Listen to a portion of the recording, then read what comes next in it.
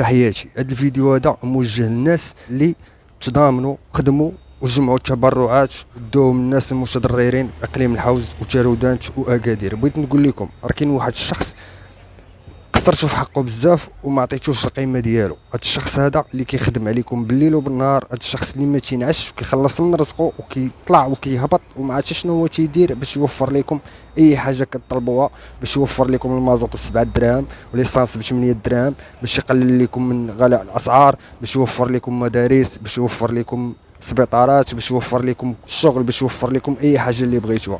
هذا الشخص هذا اللي هو عزيز اخ النوش راكم قصرتوا في حقه بزاف. والمهم وجدوا راسكم غادي يعطي امر باش يقطع الموظفين من الصالير ديالهم.